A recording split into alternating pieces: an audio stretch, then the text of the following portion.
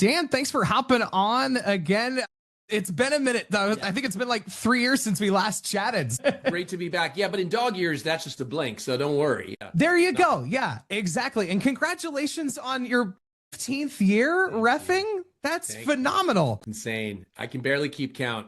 I'm losing my mind here. We have the most amount of dogs ever this year, so I can't even keep track of the dogs, much less how many years I've been doing it. I just show up to this job and I pray that I survive to ref another year. Right. You're like, I don't get dogpiled by all of the puppies by the end of it all, right? That's yeah. right.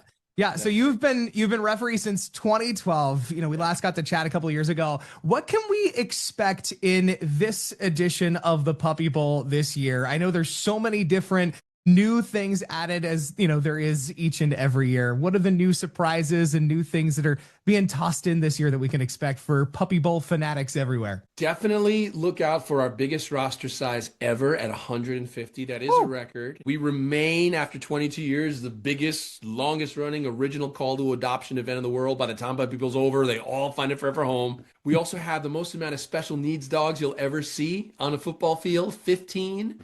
And that's dogs like Winona, who's missing a leg, Tegan, who's in a wheelchair, Eleanor, who's hearing impaired.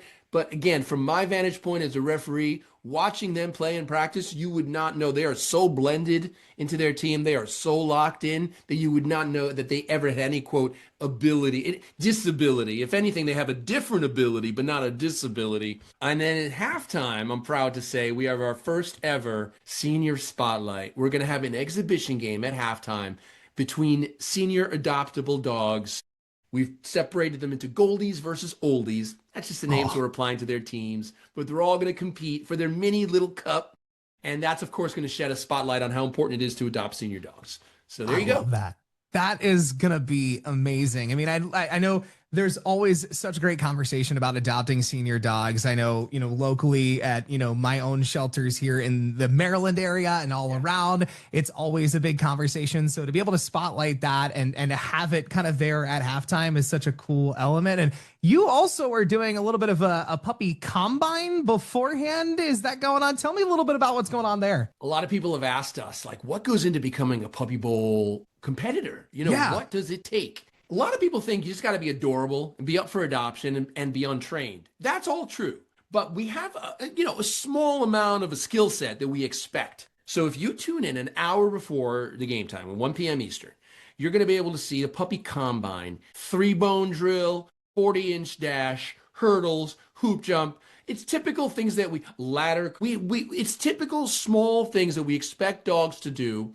And the best part of it is by the end, every single dog is up to be drafted. So you're going to see the final 10. We've reserved the final 10 roster spots for these pups in the combine. So not only we see the combine, you'll see them on draft day at the same time. So the drama is going to be epic there as you lead into 2 p.m. there when the Puppy Bowl kicks off. That is going to be phenomenal. So not only do you have your own routine that you have each and every year where you're tossing out the penalties and you're running around on the field, but you get to be a part of all the drama leading up to it, picking those final roster spots, which, that alone has got to be pretty intense, right? Oh, absolutely. Because, with 150, you think you have all your bases covered. All right, I got my small dog, my big dog, my mixed breed, every single background of dog imaginable. So you're like, okay, what's next? And then the thing is, no two dogs are alike. No two dogs' skills are alike. So just when you think you've seen it all, these final 10 dogs are going to come in and be like, wow, I didn't know dogs could jump that high, or I didn't know that they could run through the 40-inch dash that quickly. And they'll surprise you and go, wow, what else are we missing? My prediction is that, we've grown at such a crazy rate, 10 to 20% a year,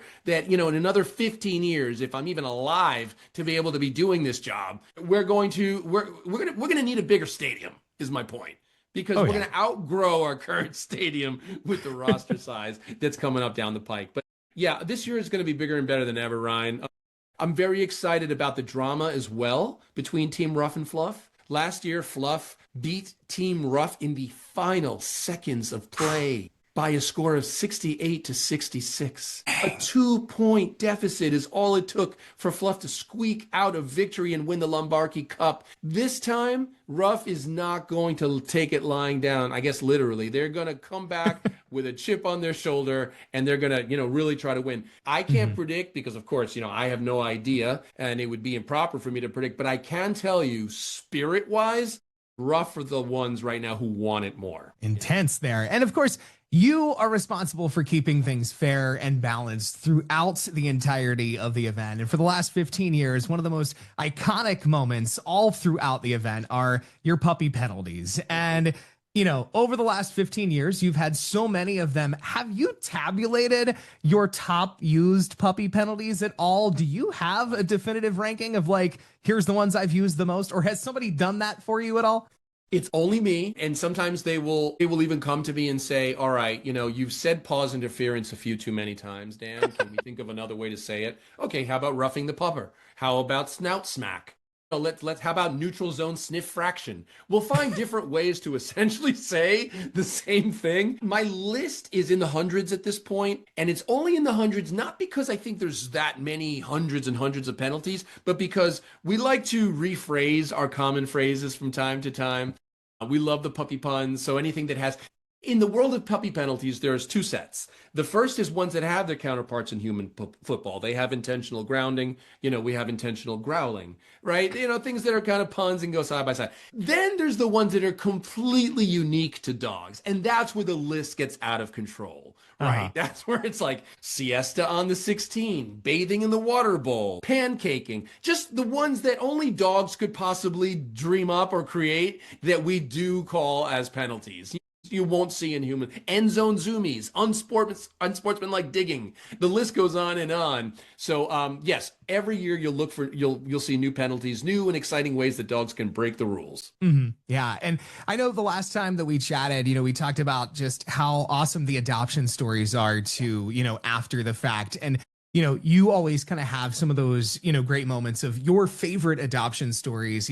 What have some of those been over the last couple of years? Maybe a highlighted adoption story from the last couple of Puppy Bowls. Oh, for sure. Oh gosh, there are so many. First of all, every story is adorable, especially if it's okay. Bumble was our first ever special needs dog who won an MVP, most valuable pup, back in Puppy Bowl 15. And Bumble won. Sight and hearing impaired dog scored the most touchdowns and won MVP. That adoption story was pretty remarkable because, man, whoever took home that dog, I can remember like the moment and then following them on social media afterwards. It's just like, you have a bona fide star right here, like this is insane. So that was a really heartwarming story. In Puppy Bowl, I think it was 17. Chunky Monkey, I think it was won most valuable napper because literally it was a combined 32, we clocked this, 32 minutes of nap time during the game. Wow. Just like the camera would keep cutting over to Chunky Monkey. Just totally unbothered. Out like a lamp. And he was fine. We'd make sure you would rustle him. He was fine. And it was all this chaotic play going around him. Chunky Monkey got adopted as well by somebody who was there on staff and just fell in love with the fact that this dog literally during the shoot continues to sleep. He was the biggest moosh. He's all full of hair. You can't even see his eyes. That adoption story was adorable because he had made such a mark during the game. And not to be biased, I had an assistant referee two years ago, just a little toy poodle that they put in a ref costume to help me out. Was a terrible ref. Really, every time I threw the penalty flag, she would just chase it. She thought we were playing fetch. So terrible at reffing, but great at partnering. So we said, you know what? You're not the best ref or even the best Puppy Bowl player, but you'd make a great permanent dog. So I did adopt her as well. Incredible. And I know you mentioned, most valuable napper there. As referee, which do you prefer? The puppies that have the epic zoomies all over the field or the ones that you kind of have to make sure you're kind of climbing over because they are napping pretty relentlessly throughout the Puppy Bowl? Great question. I would always prefer the quieter ones simply because it makes my job easier. The zoomies are a little hard to control. The roughhousing, the dog collar tag, the ones who are really, rambunctious, let's say, to put it nicely, are the ones that are the most challenging. You often have to give them a little bit of a doggy time out and let them chill for a minute and rotate in another dog. But yeah, I would say I'm pretty pleased with nappers. Even the ones that bathe in the water bowl, I'm fine with that. Because you know why? They're staying out of my way. They're not impacting the play. Not, so that's all fine. There's some that just spend the entire Puppy Bowl hanging in the tunnel. That, we have a tunnel that they come out for their starting lineup. Some dogs never leave that tunnel. They just hang out there. They're not sleeping. They're just observing. They're wallflowering. We used to call that a penalty, wallflowering, but now we're like, you know what? I don't need the headache. You chill out there for a little while. It's just strategy. They're just watching their opponents to see, they're scouting, right? That's right. That's right. They're scouts.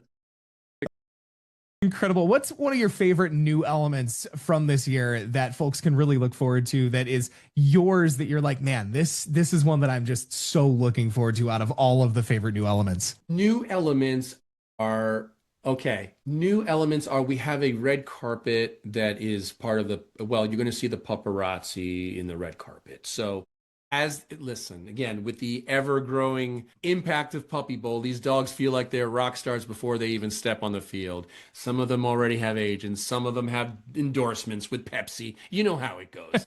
So we said, all right, let's we can't fight the tide here. So we rolled out a red carpet. So these dogs, as they arrive in the parking lot with, in their limos, the paparazzi will be there and snap pictures, get to ask questions. So look out for the paparazzi red carpet as well, which is a new element that we think will, I don't know if by indulging this, we're creating a monster by creating, giving them even more of an ego boost than they already have. But like I said, we can't fight the tide. It's just the sign of the times. Yeah, absolutely. So many great elements, so much to look forward to. Dan, thank you again for taking the time to chat. So excited for this weekend for the Puppy Bowl, and congratulations again on 15 years. Looking forward to so many more of your iconic refereeing of the Puppy Bowl, man. Thank you, Ryan. Thank you for your support as always, and we hope you tune in. It's going to be a fun one, and you don't have to choose between us and Human Football, by the way. We're on a 2 p.m. Eastern. You're on so many networks too now. You're everywhere. It's like everywhere. Animal Planet, TBS, Discovery,